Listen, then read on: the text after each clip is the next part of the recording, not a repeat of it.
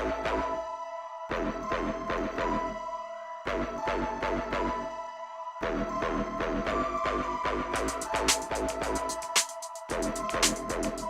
morning, THS. Today is May 22nd, and in honor of our veterans, we made a Preserving Our History video.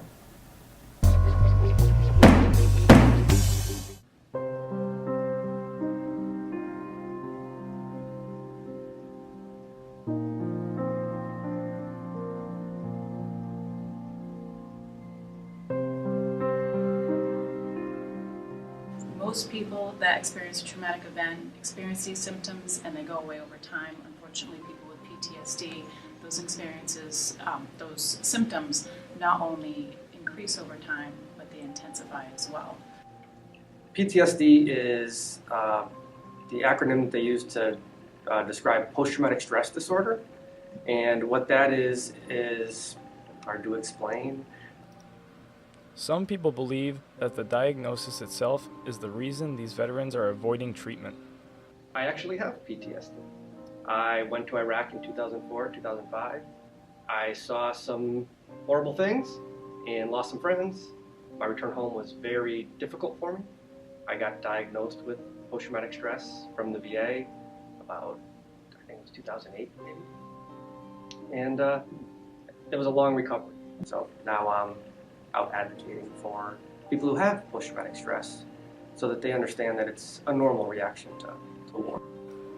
To them, disorder is a loaded term. By dropping disorder out of the name of the diagnosis, would more soldiers get help?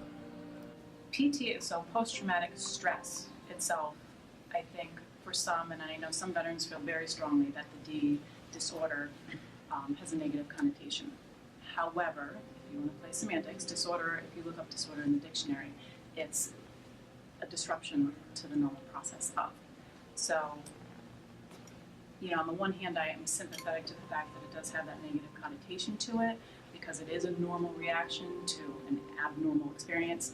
However, some veterans and some mental health professionals feel that if you leave it out, it sort of minimizes how extreme this condition can be.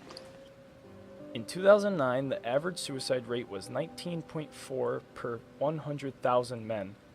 Among male veterans, the suicide rate was almost double at 38.3 per 100,000. The experiences I had with post-traumatic stress were a lot of fear of going out in public. When you're overseas, you never know who the bad guy is. So when you're in a crowd, it's dangerous. One of the things that saved my life and many lives of the infantry guys that I worked with was when something happened that you were afraid of, that you didn't like, that was dangerous, you're trained to act with extreme aggression. And that saves your life. Unfortunately, when you get back home and someone cuts you off and you act with extreme aggression, that's not good.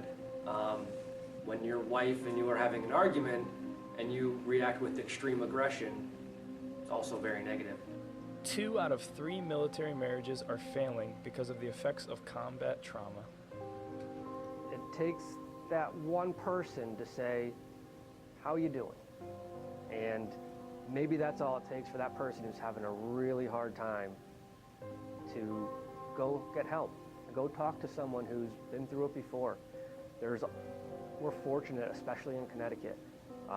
There's a lot of veterans, and we have a great support structure here.